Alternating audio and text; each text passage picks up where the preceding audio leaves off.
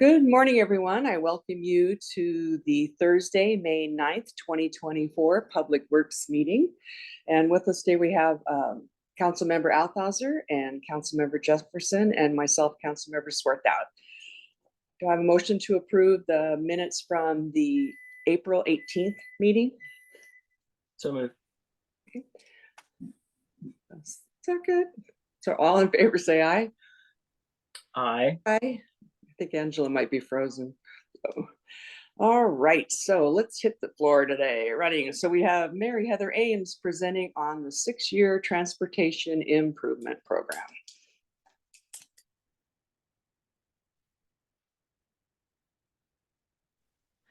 Good morning, council members. I am using a different setup, so pardon the delay as I'm sharing my screen. Okay. This morning I'm here to talk with you about the 6-year transportation improvement program. This is something that we talk about regularly.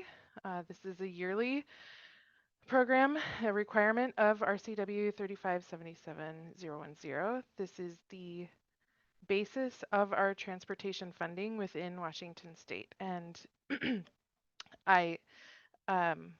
you have heard this before. So we prepare a local list, it gets packaged up into a regional list, which gets packaged up into the state list. And so the regional or the local one is called the TIP, then it goes to the RTIP and then the STIP. So I may say TIP, STIP throughout, and that's what I'm referring to. We have a deadline the end of June to complete this process and submit to the state. So what we did was, of course, used the current TIP as the basis for the next one. However, we did remove projects that that will be finished this year. So that includes the I-5 Trosper project, which you're all very familiar with, the Israel Road and Lenderson Way bicycle and pedestrian improvements, which is a follow-up to the water line that we've already seen under construction, and then the Linwood Avenue sidewalk from Susitna Lane to 2nd Avenue. Projects that are underway have had funding amounts updated accordingly or reduced accordingly. And then we have added a project. This was amended into the current TIP by council earlier this year. So we're continuing that on into next year's TIP, and that's the Somerset Hill Fish Passage barrier removal.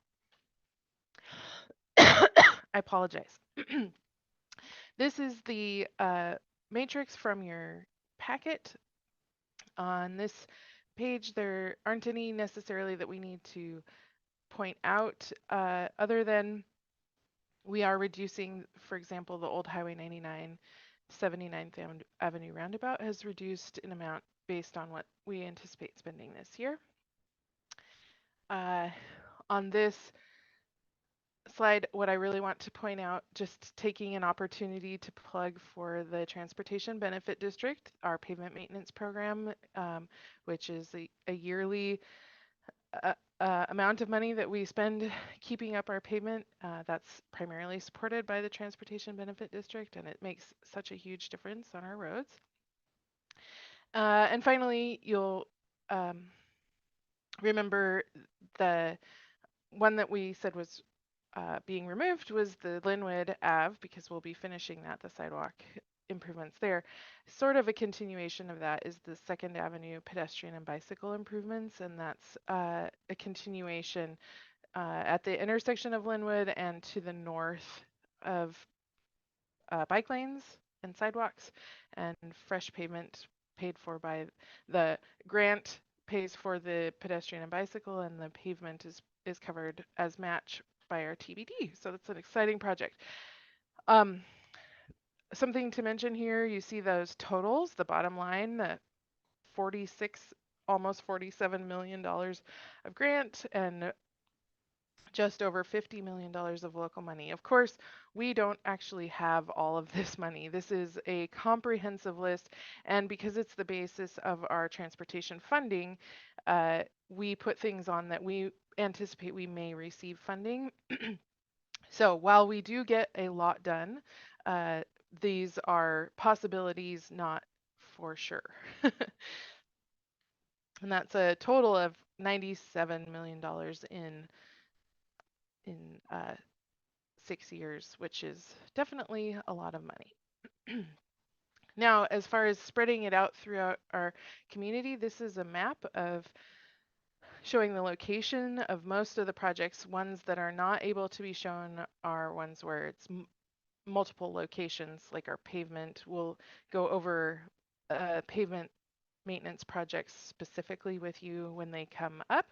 But you will notice that it's primarily centered on more heavily traveled roads, and that's because federal funding needs to have federal classification of the roads. Plus, it's the areas that are most used, so it's a wise use of the money.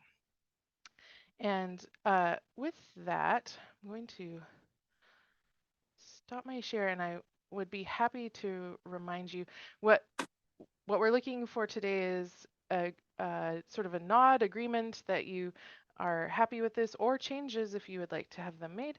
And then we are planning to go to council for the required public hearing on May 21st, I believe. Okay. Michael, do you have a question? Yeah. I not a lot of surprises here. This looks great. I just sort of have an overarching question about process. Can you talk a little bit about how staff make determinations of which projects kind of make the cut for being on this transportation plan, and the process by which, like, you would evaluate whether a project should be included? For instance, like, let's say a constituent reached out and said, I feel as a cyclist that I don't feel super protected or safe at an intersection, like maybe like Capitol and Custer or something. That's one that I hear a lot about. How would that process sort of unfold in terms of looking at whether bike ped improvements should be made at that intersection or something, as a hypothetical? Sure. So there are two ways actually that I think that we should talk about. The first way is the general sort of planning way, and that's based in our transportation element of the comprehensive plan, which we're kicking off now to update as part of this comprehensive plan cycle update. So what we've been using is the previous, and it is getting to the end of its life, so we've had to be maybe a little creative, but the long range planning is a lot of times the basis and how we come up with the projects that are here. And because we're doing a full scale analysis of the entire city, we hope we're capturing those places that are in most need of improvements. So that's one way and that's probably the basic, most general way. When we have a constituent who raises an issue like there's a problem at this intersection, for example, we generally address that a little bit differently. That one, we end up first going through the traffic team process, which it looks at maybe lower cost ways. We review striping and signage and things that we can handle maybe a little more in-house, and adjustments that can be made. We also have police and fire are present and able to say, maybe not so much at an intersection, but sometimes it's an enforcement thing where we can ask police to do some targeted enforcement, because sometimes it's like a speeding related thing. Yeah. And then once we've exhausted the options through that venue, it goes into a, hey, let's think about planning this as a project. Or if it's something that's much larger, then we can handle as traffic team and the smaller staff actions, then it gets added in. Okay. So for the first avenue that you mentioned, oh, that was a pun, inadvertent. For the first methodology for amending or adding something. So that sort of dovetails into our comp plan process now. Yes. So absolutely. if we wanted to influence the process to, because we felt strongly that there should be something on the long range plan, sort of the next few months is our opportunity to make sure that we sort of get our ducks in a row in a sense for that. Is that right? Yeah, and the like all the elements of the comprehensive plan, there is a public input phase and opportunities. So yes, absolutely, this is a great time to get involved with if there's issues that we need to see. I this is sort of a disclaimer, but we really do try to base decisions, especially about spending taxpayer money, on data. What, but the data can be that we're getting a lot of concerns about a certain location. So we will look at crash history and pavement condition and physical type things, as well as taking into account the feedback that we're receiving. As we should. That sounds great. Awesome. Thank you for answering my questions. And just for clarification, just because it's like the number one on the list doesn't mean that that's like the first thing. Right. We Yes. approach these This in different ways. Yeah, this is not a prioritized list. The numbers that we have there are meant to help correspond to the map. Mhm. And then we also we use a specific online program to submit to the state, and they have a number that we can also use so that all three pieces of information correlate and make sure that they're in agreement. Cool. So there's one that's on there that for the rural road, this is what I've been pushing for. And it's nice now that's under multimodal. So because yeah, it's as we continue to grow, I just see more and more people. So it's nice to be considered under that way. So yeah. Well, and that's a really great example of one where we heard a concern, we added this to the list. We don't have funding for it yet, but right. it being on the list means that if there's a pot of money that is appropriate, we'll be able to say, hey, check this out. It's on our list. We want to do it. Yeah. Yeah. Sidewalks. So appreciate that. All right. So do we have any other questions for Mary Heather? All right, so let's see. So the recommended action is that the Public Works Committee review and provide comments on the proposed 6-year transportation improvement program update for 2025 and move it to the Tuesday, May 21st, 2024 meeting for consideration and public hearing. So moved. I'll second the motion. All right. Okay, all those in favor say aye. Aye. All right. All right. Thank you, Mary Heather. Thank you very much. And you're done. Yay. Have a good day. Thank you. With all your speaking engagements. Good luck. Thank you. All right, Dan. Good morning, Council. This morning, as one of the items we have for you is the resolution number R 2024-003 for the Percival Creek Fish Passage Burial Removal. This is one of those kind of grant formalities that we need to secure in order to continue moving forward with some grant funding. With us today, as you see, is Meredith Greer of Greer Environmental Consulting, our project manager for this project. And I believe Meredith would like to chat with you and give you a little bit of background on this. And then I'll be back to make the formal ask. Awesome. Right. Thanks, Dan. Good morning, all. I know everybody's probably seen this project a number of times now, so I'm hoping to provide a little bit of an update on where we are, where we've been, and then, like Dan mentioned, go through kind of a formal request to make sure that we're securing all the grant funds necessary for this project. So a little bit of project background and place setting for us. We're talking about Percival Creek as it runs under Sap Road here in Tumwater and kind of the northwest portion of Tumwater. Why this project in particular? So Percival Creek is, and especially at Sap Road, is identified as one of 7 total barriers. That means that no fish are able to get past this barrier on the creek within the entire watershed. So Percival Creek in particular is a pretty darn cool creek. It runs almost entirely within the city of Tumwater, and it does have fish using it, but right now they're not able to access about 1/3 of the creek because this culvert is too small for them to be able to get through. This is the only full barrier on Sap roads. Once this project is able to be removed, then all of Sap Road will be accessible. Like Mary Heather had mentioned a little bit of one of the previous projects that we had just added to the transportation improvement plan. Somerset Hill is also a fish passage barrier. That's a partial barrier, and that's one of the 2 partial barriers we have here. Those are the only ones in Tumwater, and beyond that, as we work through these projects, we'll be able to completely clear Percival Creek for fish to be able to access it 100% of the time, which is really Question. exciting. Question, what are non-androgynous, non-andromous fish? Sure. So anadromous fish are fish that are born in freshwater, like Percival Creek.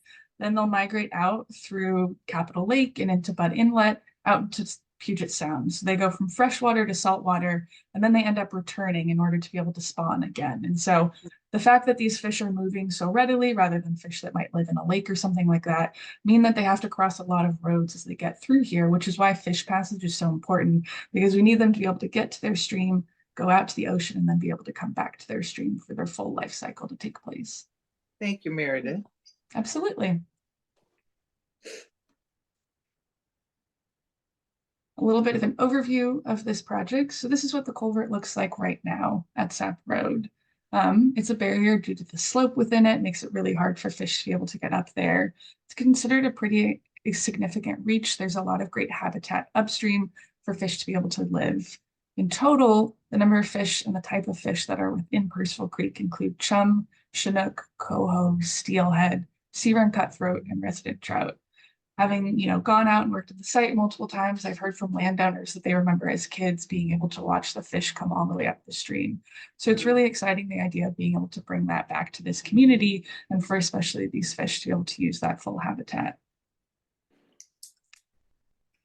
I see a hand. Yes, Councilwoman Tyler. Thanks.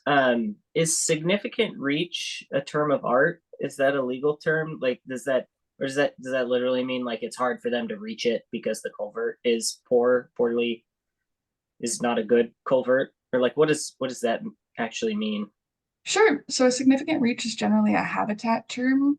It's considered, there are various miles of streams, and some of them have really great habitat and others don't. And so when we consider it a significant reach, we're talking about the type of gravel that's there that's really good for fish. We're talking about the food that's available. We're talking about the habitat, the tree cover, and all of those kinds of things. And so when we're thinking about what's upstream of Sap Road, we have Trosper Lake, we have a number of wetlands. And so all of that is really great habitat for fish to be able to grow up. It's a safe place where there aren't a ton of predators, the water quality is pretty good, and there's enough food for them to be able to grow. And so we're talking about that kind of area, and we consider it from a habitat perspective as a significant reach. It's really important for their health and their life cycle to be able to access that area. Got it. Thank you. Appreciate that. So what we're proposing to do at this culvert is to replace that current small round culvert that we had just seen in the last picture with a 19-foot 4-sided box culvert. So the goal is to be able to let the stream move freely within there. Fish are able to get up. In addition, we'll be kind of re-meandering the stream. Streams normally want to flow in kind of a snake pattern. And so being able to allow the stream to do that naturally rather than being kind of forced into a culvert is really helpful. In addition, we'll be putting in some large wood structures. This is really great, and this is part of natural features of streams when they have a great riparian area full of trees, is that sometimes trees will end up falling in. They create awesome habitat for fish, and so we'll be adding some of those structures as well. In addition, this project also really benefits from the fact that it can also be a little bit of a transportation improvement project. So in addition to all the work within the stream, we're also doing work above the stream. So the road right now, as many of you have probably seen Sap Road, is pretty darn narrow. We have absolutely no shoulder through that area. So when we're thinking about replacing the culvert, we also wanted to make sure what else could we do there. So we'll be having 11-foot travel lanes on each side. We'll also be installing, as part of this project, bike lanes as well as sidewalks. This allows the humans to be able to use the road as well as the fish to be able to get under the road in a really exciting combination. In total, right now, and where we're at is we're seeking to secure all the construction funding we need for this project. Tumwater was the recipient of the first round of Protect funding that came from WSDOT. So we have secured about $2.1 million. And the request we have today is to make sure that we're securing another $257,000 from the Salmon Recovery Funding Board. And this is what we need the resolution for, is just to make sure that the City of Tumwater and the Recreation Conservation Office agree that we can receive the grant. In total, this puts the project about $2.3 million in order to be able to construct it. All of this is grant funded and doesn't require the City of Tumwater to provide match, which is really exciting to be able to get this project done. Where we're at right now, and as you've probably worked through this project for about the last 2 or 3 years, we're getting really, really close. So we're working through the right-of-way process right now, plan on completing all of that in early summer, putting the project out to bid and advertising it late summer, early fall, and then our goal is to go to construction during next summer. A couple of updates since I last brought this project before you all. The Transportation and Engineering Department within Tumwater is reviewing 100% plans before we send that out to WSDOT for their final review. And we're also working through the right-of-way process. There's a little bit of temporary construction easement and then one permanent easement required as part of this project, since we are expanding the roadway a little bit to add those sidewalks and bike lanes. So we're working with property owners there to get that all squared away. And we'll be back again in early summer or in late summer or early fall in order to go through the formal process to be able to advertise this project to construct for next year. And with that, I'm happy to take any questions about the project. I can't see. You probably have told us like before, but on the sidewalk piece of it, so will those connect? Will it be on the side of the street? Because there's already a bit of a sidewalk for Streamland Estates. Is it going to be on that side, or will it be on both sides? It will be on both sides. So kind of both of those developments, one on the north and then one on the south, have sidewalks that go to nowhere right now. Right. And so these projects will be connecting those sidewalks across the culvert. Okay. And then on the right of way, have you had any hiccups, or is that moving that process? Because sometimes I know that can take some time negotiating, but is that going well? The process is going well. Tumwater has been working with Tierra right of way in order to make sure that we're doing all of that properly. The landowners have been really engaged and we've been working through them. Their offer letters have been presented. We're kind of going through a couple last steps. We're going to be doing some staking to make sure the landowners know exactly what part of their properties we're looking for, the temporary construction easement and then permanent easement. And so that's all been going well and we're hoping to wrap that up within the next couple of months. Cool, very good. It's very exciting. And then the one we're doing down off of Somerset Drive, eventually the new bridge, then make it easier for our salmon to get upstream. So. Exactly. All right. Okay, so it looks like we have a recommended action in front of us.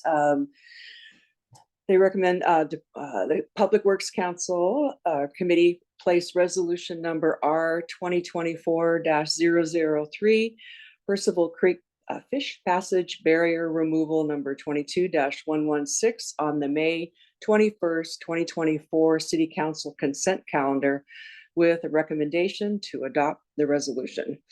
So moved. I'll second the motion. Okay, all those in favor say aye.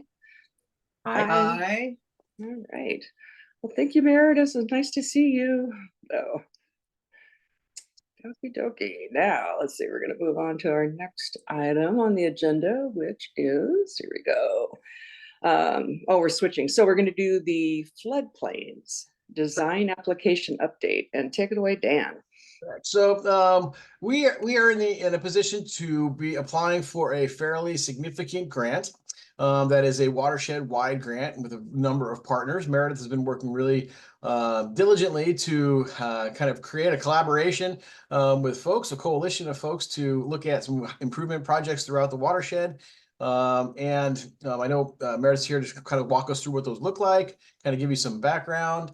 I know there's been a few iterations of kind of through this application process already that we've been successful. And looking really forward to kind of working with this large group and Meredith to really see some of these major improvements for both habitat and fish passage. There's those words again.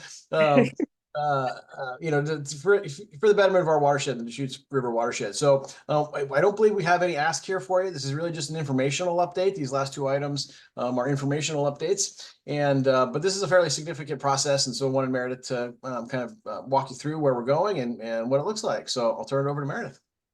Thanks, Dan. And as I go through it, please feel free to ask any questions. This is a really big project and it has a lot of moving parts. And so if you've got any questions on anything, please let me know.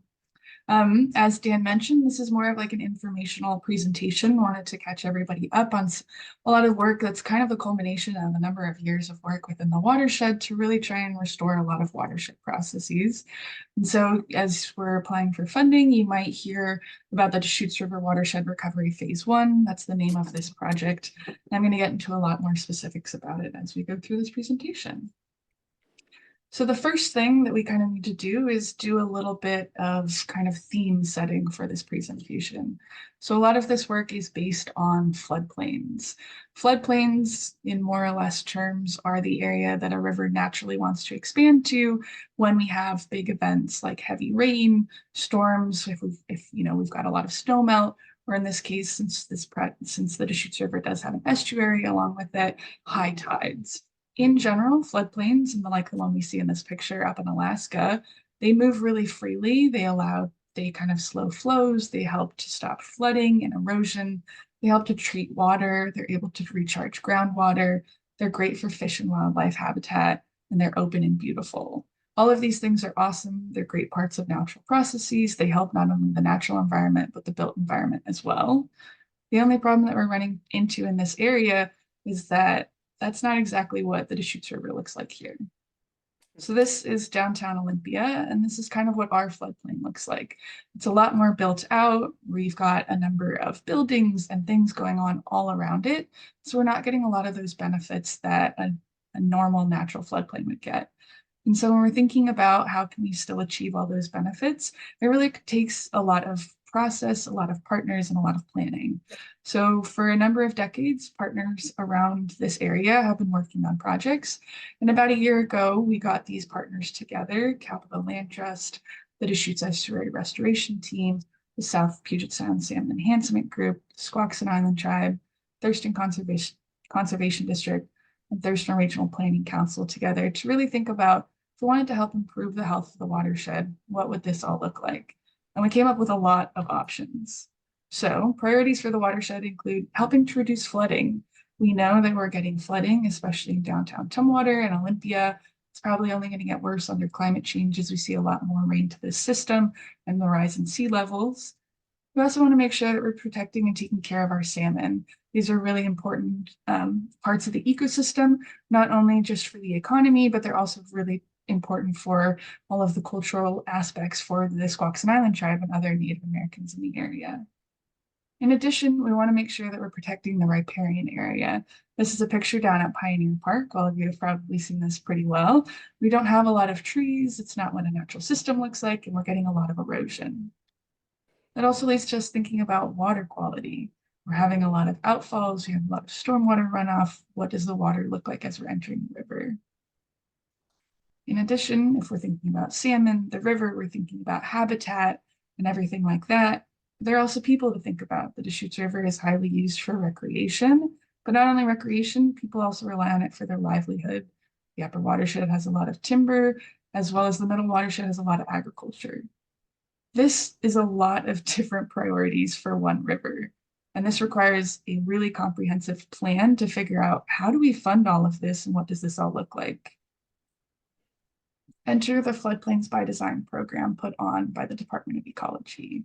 This is a pretty unique funding source. It's a public and private partnership that really works on the multi-beneficial aspects of projects. They generally require one application per watershed. So instead of the city of Tumwater submitting an application and the city of Olympia submitting an application, they're really encouraging project partners to be able to gather a group of project sponsors and do a number of projects that benefit not only flood reduction, They also work with the agriculture community. You're helping to improve water quality and salmon. One of the really exciting things about this funding source is the amount of money that they're willing to grant for applicants.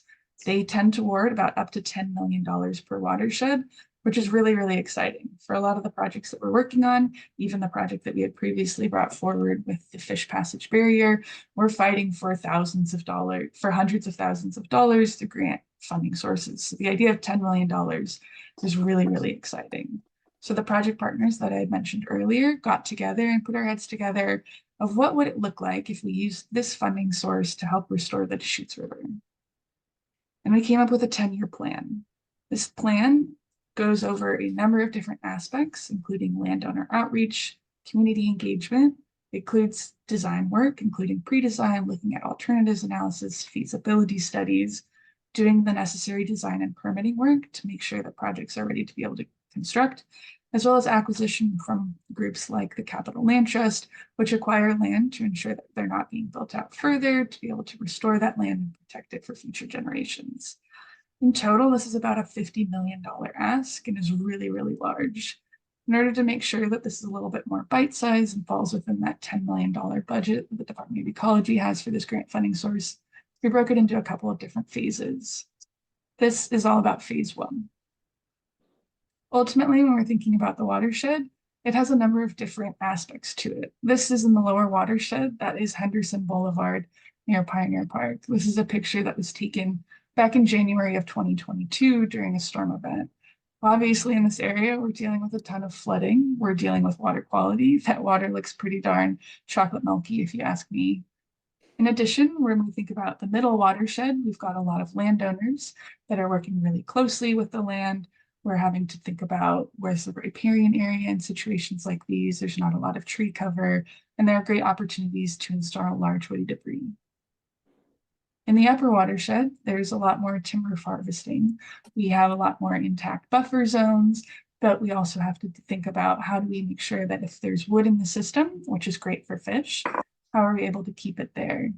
So all in all, the project partners came together, putting all these things together, and came up with 11 projects for this first round of funding.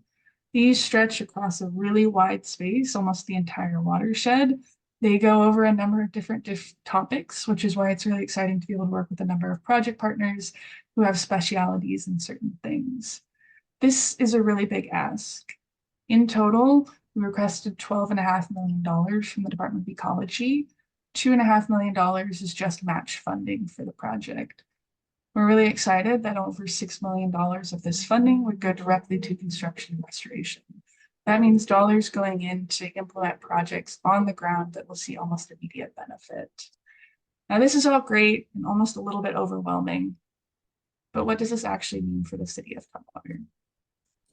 So the city of Tumwater, through this project, will have 5 kind of parts to it being funded. The first part is grant management. The city of Tumwater took the lead as the project sponsor on this application and submitted it to the Department of Ecology. We're working on a process to establish an MOU, a Memorandum of Understanding, with the other project partners to ensure that everybody's on the same page about the budgets they'll receive, the scope of work they're doing, and really just formalizing that structure that allows everybody to work together. Who are the project partners, Meredith? Absolutely. So the project partners for this project are Capital Land Trust, the Deschutes Estuary Restoration Team, the South Puget Sound Salmon Enhancement Group, the Squaxin Island Tribe, Thurston Conservation District, and Thurston Regional Planning Council. Okay, thank you. Tumwater will also be leading efforts to submit quarterly payment requests and progress reports. These are kind of standard things that Tumwater does normally with grant applications for the Department of Ecology. In this case, it would just be on a little bit of a larger scale. The first main project that Tumwater will be getting funded if this project is successful is down at the Old Olympia brewery property. A lot of this work will be building off of the draft feasibility report that Dan and others have been working on right now, really trying to explore alternatives for what the options are for this property down here. The ultimate goal is that in phase 1 to be able to do an alternatives analysis, and then future phases of funding being able to do design and then construction through the same funding source. In addition, another project is the East Street Wetland Restoration. This is the East Street area right near the Tomato Valley Golf Course. Ultimately, the goal of this project, and especially in phase one, is to complete the design and permitting needed to help restore that wetland. There's a walking trail right now that is filled in. Our ultimate goal is to be able to remove all of that fill, restore the wetland, provide, an updated trail system through the wetland. But ultimately, this will help provide some off-channel habitat for fish in the area and will help to treat stormwater that's coming out of the East Street outfall down there. In addition, and kind of the big ticket item for this first funding source for Tumwater is the implementation of the Tumwater Valley Regional Stormwater Facility. For those of you who've been around a couple of years, and I know that this is a project that Dan has been working on for about a decade now. Ultimately, this is a project that would see a constructed wetland being placed at the M Street outfall. This whole area drains about 200 acres and takes all of the stormwater that's coming off of that area. And right now it's discharging it into the Deschutes River untreated. This project and where we're at right now is that it has 90% designs completed. Funding from this funding source would allow us to update those designs, apply for permitting, and then construct this project. That'll be a really, really exciting project. It's been on the capital facilities plan for a number of years now, and being able to implement that project not only is exciting to get done and will provide a lot of benefit for the community down there, but is also really exciting to be able to treat all of that water that is currently being untreated before heading to the Deschutes River. The last project is working within the golf courses area on the riparian buffer and wetland restoration. This is another aerial shot from that 2022 storm event where a good amount of the golf course is underwater. The Water Resources Sustainability Department has been working with parks on implementing and developing a restoration plan. This will provide some funding in order to implement that. That will likely include some tree planting, maybe some wetland restoration to really try as best as we can to make sure that the golf course is working with the river. All in all, that's a lot of achievements. In total, out of the whole $12.5 million ask, Tumwater will receive about $3.7 million worth of funding. The stormwater utility is helping to provide a little bit of that match requirement at about $175,000. Some of that's up in the air as Ecology is considering taking away the match requirement for this project, and we'll be doing so in future phases. But right now, that's kind of what we're thinking in terms of breakdown. In total, Tumwater's projects, along with the other ones that the other project sponsors are bringing forward, will help to restore 124 acres of floodplain. In addition, there'll be project designs completed that will restore another almost 450 acres of floodplains for future phases. 160 acres of land will be conserved by the Capital Land Trust, which will help to reduce flooding further downstream. Over 200 acres of stormwater will be treated from the Tumwater Valley Regional Stormwater Facility. In addition, in the middle watershed, a lot of agricultural landowners will be engaged, specifically led by the Thurston Conservation District.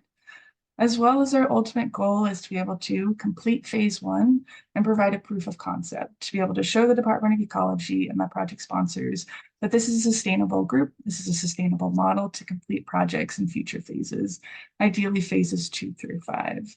This funding source allows project sponsors to apply every 2 years. So our ultimate goal is 2 years from now to put together another application that keeps moving all of these projects forward. To help orient us a little bit in the timeline, we're about midway through this current process right now. In January, the project sponsors in the city of Tumwater submitted a pre-application from Ecology that needed to be reviewed and approved before we were invited back to complete a presentation. In February, we then completed a presentation and Ecology liked the process and the projects enough to invite us back to submit a full application, which we did just at the end of last week. Now we're all sitting on our hands a little bit and just waiting until August when Ecology will have their ranked funding list of their projects and having our fingers crossed that we rank well. This is all reliant a little bit on the legislature. And so if successful, projects would receive funding July 1st of 2025. That would give us, if we were successful, a timeline between July 2025 and June of 2029 to implement all of these projects. We're very excited about this opportunity. It's kind of groundbreaking work, especially for this watershed. There are a number of other watersheds, especially in kind of northern Puget Sound, which have been relying on this funding for about the last decade and have done some great work. We're really excited about the opportunity to be able to implement that here in the lower watershed, especially when we're thinking about the timelines associated with restoring the estuary. It seems like a lot of eyes and a lot of great work and time and focus are spent on the Deschutes River, and we really want to be a part of that. And with that, I will take any questions. I know that was pretty darn quick and covered a lot of material. All right. Does anybody have any other questions? Michael? So our application, the watershed, the entire watershed application, that has been submitted as of May 1st. So there will, in August, the rankings will come out, and then the legislature has to enact the project. Like, what's the nexus with the legislature? It's not just the money's not there yet, and the legislature has to put money in the capital budget to pay for these things, or what? How does that actually work? Absolutely. So there is a dedicated funding source within that helps supply funding for the Floodplains by Design program. It's more so formality of the legislature needs to come to an agreement and agree, okay, yes, we're funding it at X amount of money for this year, and then that'll trickle down. Some of the things that are a little bit up in the air is that there's a proposal for this funding source to receive money from the Climate Commitment Act. That would help to increase the total amount of funds available for project sponsors. With that being on the ballot in November, there's a little bit that's up in the air on the exact amount of funding that will be available, which is why we have to wait until July in order to make sure that everything, all the I's are dotted and T's are crossed in order to know exactly how much money is available for this program. Okay, got it. Thank you. I was curious, when you were talking about that, I was thinking about how this project will tie into the estuary one. So as far as the timing and how that, once the bridge is removed, how that'll affect the area, like the lower watershed, how that'll be affected. So hopefully the flooding may minimize. Yeah, our goal is to make sure that we're combining those two projects. And so we have been working pretty closely with the project team at Department of Enterprise Services to keep track of kind of their timeline. They're going after funding sources that are a lot more national, since it is so much money in order to restore that. But we're really wanting to make sure that the projects are working together. We have to think about the new additional tidal influence in that lower watershed, but they're working on reducing flooding there while we're working on reducing it upstream. One of the things that will be coming out of this project is a really comprehensive model that'll help to simulate river flows throughout the entire watershed. And so our ultimate goal is to be able to look at what does the upper watershed look like if we're doing work downstream, what will that look like? So we're really trying to take a holistic look and understanding of everything, that everything is interconnected.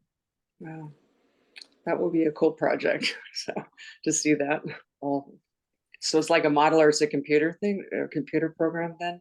Yes, so for the Deschutes River Flood Reduction Study, which we had completed last year, I think I had presented to this group. It had a bunch of really colorful images of flooding down at the old brewery property. It's called a HEC-RAS 2D model, and the idea being that you're able to kind of model where a drop of water would be able to go, and then multiply it times how many drops of water are in a river. It's really cool and kind of cutting edge technology, and we're excited to be able to use it to help inform decisions moving forward. Cool. Well, very good. All right. Well, thank you for that. Oh, Dan, you're gonna thank you. Go ahead. Yep. No, I was just going to say thanks to Meredith. I mean, this is a major effort, a huge project that the city is, partnering up with the other entities, as you've heard, to tackle this, and not just for these next couple of years, but really commit to the whole partnership over the 10 years, to work with these other agencies and, see some major improvements. And, being the fiscal sponsor for this, at least this first phase, and likely future phases, really, galvanizes this partnership and provides some good leadership capacity for Tumwater to really see some significant changes in our watershed. And so I commend Meredith for having the willingness to help tackle this with us. And this like I said, major significant project of we've never really worked with before, and so we're excited to to get going, and hopefully we're successful in receiving the funds. And you know, I'm not allowed to retire until that Tumwater Valley Regional Stormwater Facility job gets done. So I'm really motivated to see that one move forward and see some good successes there for not only our community but for the fish that access the watershed. So and Meredith, you got something else going on these next couple weeks too, don't you? Yes, in a week and a half, I'm getting married. So I was very happy to get this grant application done and then submitted to take some time off. Congratulations, Thank Meredith. you. Yay. So she Yay, gets that's really good news. So, you get married with an easy conscience and relax and not worry about anything else of something like this on her shoulders. So congratulations, Meredith, and good luck. Thank it's you really all. cool. Thanks. Thank you. It's a lot of work in this. Thank you, Dan. And it just takes, I remember when the TMDLs, I didn't even know what that was. When when I first came on council, that the report had come out. And it just seems like, you know, it's been almost 14 years. So it just shows how long it takes, you know, but you're sticking with it and your patience and, you know, that this is actually going to happen. So this is great work. So. Oh yeah, these things take time and you know, and some dedication to it. So we're working towards it. Yeah, cool. All right. So next up, we have the Palermo Superfund project update. Yeah, I want to just this is just an update. I'm going to walk through this a little bit. Hopefully you can't see my notes because I can't see them either. So I'm just going to kind of wing it. This is, you know, as you know, Palermo is an identified Superfund project. We identified this back in 2000, or no, I'm sorry, the 1990s. As City of Tumwater was starting up its wellhead protection program, we identified some contamination that was hitting our well field, our major producing well field at the time, and really kind of set the kind of the foundation, so to speak, for how we look at groundwater, how we, you know, separate our sources, and kind of a lot of the planning efforts that go into protecting groundwater today stems from this experience back in the 90s. Luckily, this is what I'm going to give you an update here is some work that the EPA has been doing. Reached out into our community last month to do a kind of a public meeting to inform the community on what's changing, where things are at currently. And so I thought it was a good opportunity to bring some of that information back to you so that you at least had some background awareness as to what was happening out there. Grateful to have Stephen Lucas, the project manager with EPA Region 10, with us today as well. So if any more technical questions come up, my goal is to keep this at really the 30,000 foot altitude for you all, just so you know what's going on and that you know who some of the players are, and that you also know that in the city, myself and my team, we stay very well connected to this work that's going on down there. Both myself, Patrick Soderberg, and Carrie Gillum, we're all at this hearing. We work closely with the EPA, with WashDOT, and all the other agencies that are kind of working to our benefit for our community and protecting our drinking water. So as I mentioned, there was a operable unit 2. So let's see, I have it on this next one here. Okay, well, we'll just go here. So basically the EPA and is breaking up this, what they call the Superfund project, into kind of 2 units, the operable unit 1 and operable unit 2. Operable unit 2 is really covering the tetrachloroethene, the PCE, which was a contaminant that was found, and the source identified as Southgate Dry Cleaners. And so back, like I said, in the 90s, this was identified. Investigations started happening. Where's the extent of the plume? Extensive testing was done, and some remedies were identified in the 90s for implementation at the Wellfield and at the Southgate Mall. A record decision was made. Responsibilities were defined, including those by the EPA, by the City of Tumwater, and flash forward a couple of years from there, also from WashDOT, who was identified as the source of the trichloroethene contamination. And I have a picture of the plumes here in a moment. And so once that was all done, we had the aeration systems installed at the well field, and that was protecting our groundwater and our drinking water. And a soil vapor extraction system, which I'll get into in a moment, was installed up at Southgate. Those were the early mitigation efforts that were applied to this effort. Since then, from 2000 over the next 20 years, The city has implemented wellhead protection area inspections to local businesses. We've updated our codes. We've updated our planning, and we've conducted enforcement, particularly around non-conforming uses, of which Southgate Dry Cleaners was one. So within our 6-month and 1-year time of travel, we no longer allow dry cleaners that will utilize tetrachloroethylene as their material that they used for their processes.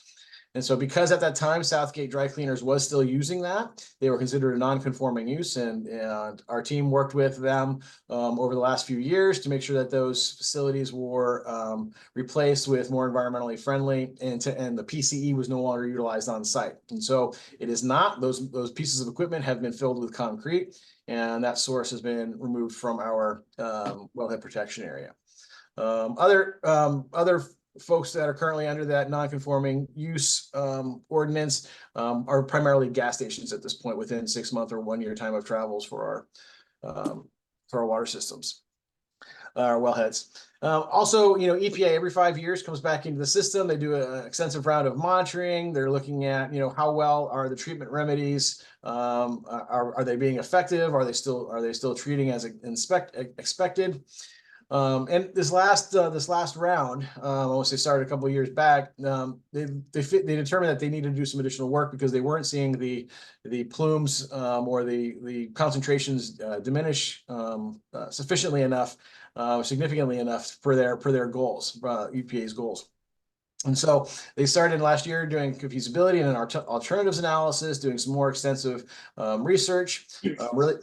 Really grateful to have their expertise and their experience in figuring out what to do. So kind of here's where the process was. So the site was listed in 1997, as you see here. And then, we made it all the way up to the operation and maintenance phase of the original record of decision that was completed in 1999. So now with some of these recent investigations and kind of the last 5-year review, determined that we need to kind of come back a little bit here. Let me see if I can find my laser pointer. So we need to come back to a kind of looking at some of this investigative work, some feasibility to determine what more can be done to help continue to reduce the concentrations of these contaminants within the watershed or within the groundwater. And so right now we are kind of back in this phase. Some additional work was determined to identify alternatives. I think I'm probably getting ahead Dan, of my... Yes. Dan, your previous slide that's just a beautiful slide. It just explains everything. I'm just like, wow, that's a nice slide. Well, I'm again grateful to the EPA. They provided me most of these slides. These were the slides that were used for their hearing. And so, I asked them, hey, could you share this with me? Because they really helped tell that story for what, the folks have gone through and with the EPA and the various agencies and folks have gone through. So yeah, made it all the way down to operation maintenance. Now we're coming back to the feasibility study and providing a proposed cleanup plan. And I'll kind of walk you through what that looks like now. So again, Southgate Shopping Malls is this contaminant source for what they're calling operating unit 2, the PCE. Operating unit 1 is the TCE, the tetrachlor or the trichloroethylene. That was identified from this current WashDOT materials lab and former materials lab over off of Prosper Road, kind of by the current Albertsons Safeway site that we have there now. So I think the next slide does not show the plume. It is a little bit farther down in here, but this is basically a kind of a cross section of what you'd expect to see and what happened at the dry cleaners. And so basically, either there was some floor drains, some cracked flooring as well within the system or within the building itself. That material made its way into the soil, contaminating both the soil and getting connected into the soil vapor. And then obviously percolating down into the groundwater as it makes its way down to the Palermo well field farther south. The early mitigation, so they did identify this as a source earlier on, and they installed what a soil vapor extraction system. Basically, it's what you see here. It was pumping the soil vapor out of the ground and putting it into a treatment system and allowing that clean air just to basically flow out. Both of these chemicals are volatile, which means, you introduce them in this kind of situation into air, and they will basically be able to clean through a treatment system like this and kind of flow out and volatilize. It was the same thing we see at Palermo with our aeration system for the water. We pump the groundwater out, we put it through the aeration system, it comes in contact with air, and the water is clean, and the contaminants are volatilized, and clean airflow leaves the building. So let's see here. Next page. And so this is also existing and current. You might have remembered we came last year to work on the aeration lagoon. That was a significant undertaking. That was to increase the depth in there and to increase the treatment volume of that lagoon. In addition to that, just upstream from that is these sub drains that network through the neighborhood and capture the shallow groundwater as it moves down towards this treatment lagoon. Both of these are still in place. The previous soil vapor extraction system was, I believe, was considered complete back in 2001 or 2002. It was earlier on that they had turned that one off. And that's basically what they had determined, that they probably turned that off too soon. The data at the time was suggested that it was successful. And, the best way to kind of describe that is, as they were monitoring that system, they saw the concentrations drop and probably stabilize. If you think about like a cone of depression for a pumping water well, the groundwater levels will decrease, and then they'll hold for a little bit of time, and then they'll kind of rebound and come back up. And that is probably most likely what had happened from that early treatment system that they had at the dry cleaners. And so this is kind of the current extent of what they see as the plume of PCE leaving from the dry cleaner site. Lower concentrations in the green, higher concentrations as you get richer in color down to the deep violet and purple over there by Vision Health, just south of the Capital 5000 building and Brewery City in here. And so you can see where this plume is heading. And so basically what it's doing is it's moving down towards this subdrain system. PCE is a shallow water contaminant, meaning once it reaches this subdrain system, it'll capture into that subdrain system and then move down to the aeration lagoon for final treatment, what isn't otherwise attenuated through this process. So this is kind of current situation of what it looks like. As they kind of went through their alternatives analysis to determine what's going to be the best treatment program moving forward. They determined that basically the soil vapor extraction works well. Let's look at it a little differently and do it what they call a horizontal vapor extraction. So if you remember from that previous screen, they were just pumping basically straight up and going into a treatment system. Here they're going to be pumping through the kind of the contaminated area and up into the treatment system. So very similar, just kind of a different engineered system, ideally to capture the rest of that plume that you can kind of see underneath the building that remains there. So that'll take care of kind of the on-site immediate underneath the building challenges. The second action they're looking at taking is basically installing a kind of an underground wall of carbon and iron. This will be done through a series of kind of injection wells, so to speak, where these materials will be injected into the groundwater system. These will stay. The carbon and iron will bind with the immediate soils there, and as the groundwater flows through it, it effectively captures the PCE, adheres to the carbon and iron. It becomes basically stable. There is no further release of those materials down gradient from where that carbon and iron wall, so to speak, carbon and iron curtain has been placed, and clean groundwater moves through the system from there. And I know this is all highly technical language that I'm using, but the basic gist is there. And what you see here is where these barriers will be placed throughout the system. The main plume barrier, obviously, where we see the highest concentrations of which, while we still have this downstream network, to capture the shallow groundwater and then move it out towards that aeration lagoon. So, I think this might be the last slide. Well, we are in the public comment period for this cleanup process. I know my team has been looking at it. And I think we have a couple days still left here to kind of finalize our review and get comments over to the EPA if we have any. I know we are fairly confident of their work and satisfied with the technical approaches that they've taken for this. And in 2024, they're going to be later on this summer installing the soil vapor system, piloting that work with the Southgate Mall underneath the dry cleaners there. Next year, they'll be looking at the totality, so bringing operating unit 1 and operating unit 2 together, the TCE, to look at the cleanup plan there, make some final recommendations to update the record of decision that was completed in 1999.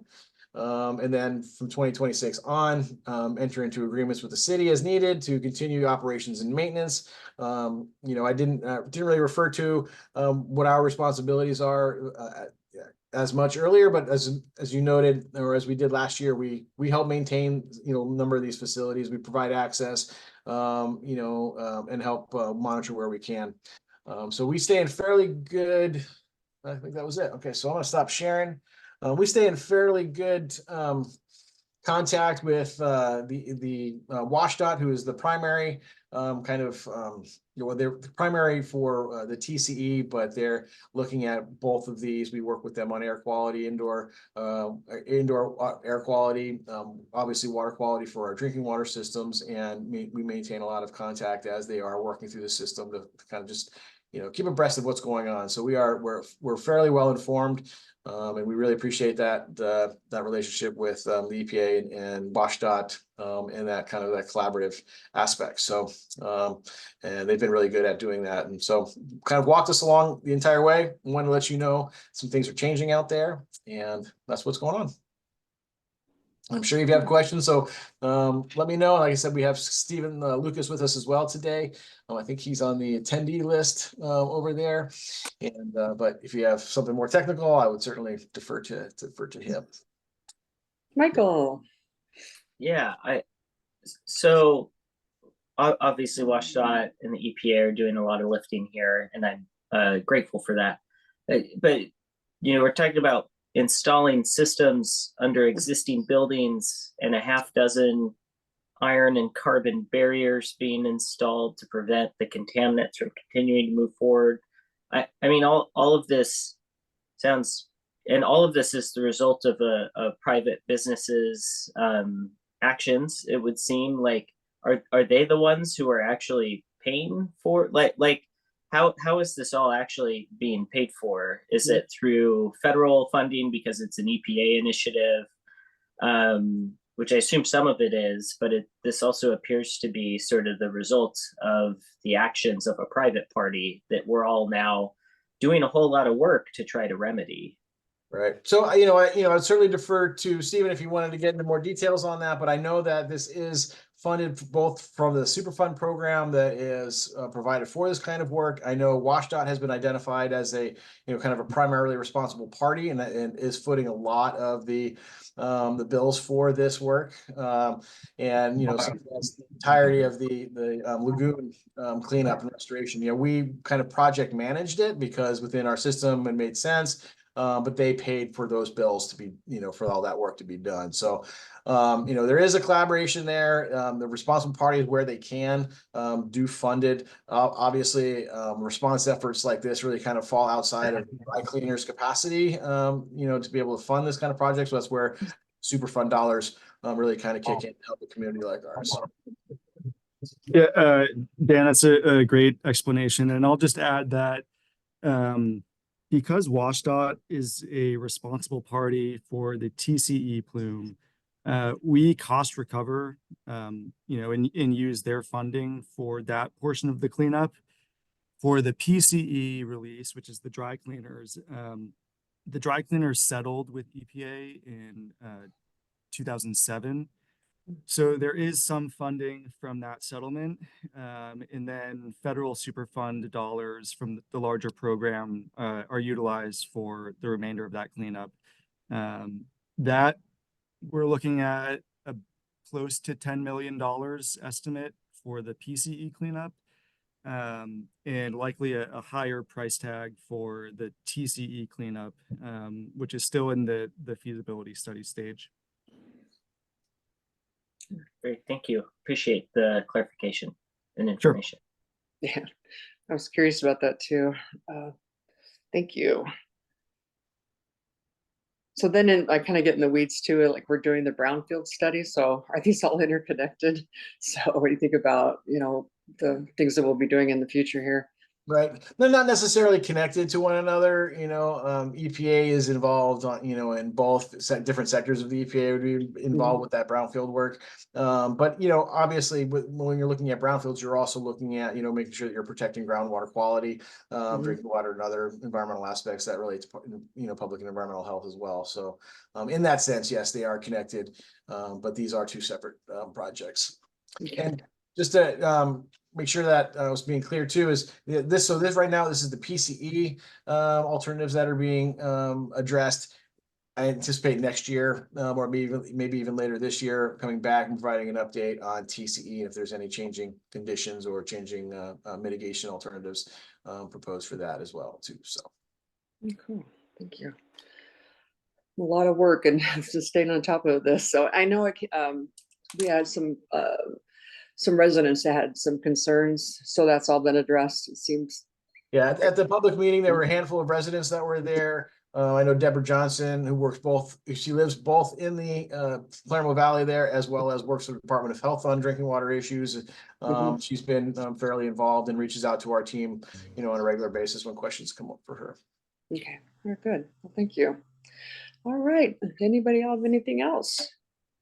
No? Okay. Well, if we don't, anybody popping up? Okay, so if we don't have any other additional items, then I will call the Thursday, May 9th, 2024 Public Works meeting adjourned. Go out and enjoy the sunshine, you guys.